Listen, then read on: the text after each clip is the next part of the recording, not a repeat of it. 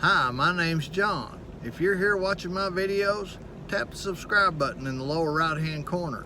If you like my videos, hit the bell icon so you can get notifications for new videos. And at the end of the video, you can hit the icon in the center and also subscribe to my channel.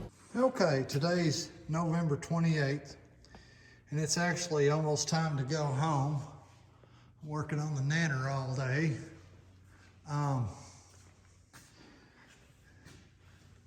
The boss stabbed the transmission for mock-up over the holiday weekend, and he's almost got the drive shaft basically where he wants it. It's short. This is a Mustang drive shaft, so it's not for this. He's just using it for mock-up right now. And we got our cow tracks in, not in the truck, but in. Received them at the office today. What else? Motor's just sitting in there for mock-up. And then over here, what you seen when I turned the camera on is what I built today. It's just tacked together or wadded together with bubble gum. I'm not really sure about this welder. It kind of drives me nuts. I'm gonna get online again and try to figure out the settings on it. Everything's tacked together, holes drilled so you can see where it fits in there.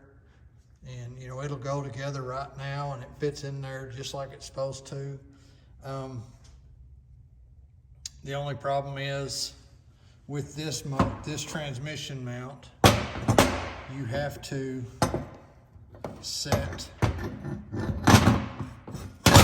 that in there before you put it in the truck. The transmission mount I've got coming has bolts that go up through the mount itself from the bottom, so you can unhook that and the two bolts on each side and just slide it out from behind it.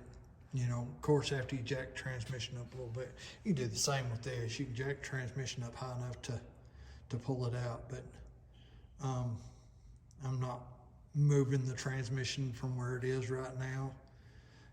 What else? Yeah, that's pretty much what I've done today. I learned how to use the tubing bender. Not too shabby. I hit it pretty well in the center on both sides. So, and you know, it's where it's supposed to be in the transmission. Them two pieces right there are pretty much in the same place. You know, this one's a little further forward there, but I don't think that's going to be a problem. It's just where it seemed to hit and where it wanted to hit when I got it all out. And yes, there's some gaps in it.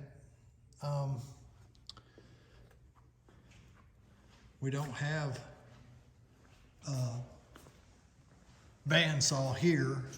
I've been using chop saw or cut-off saw, and it tends to get a little crooked in that hard steel. So as far as that goes, just let you look up in there. It's going to have an AOD transmission. It is a built transmission. It was already in a Mustang, putting out 1,000 or so horsepower, better than 1,000 horsepower. This one, they put a new pump on the water cooler, took transmission out of the water cooler.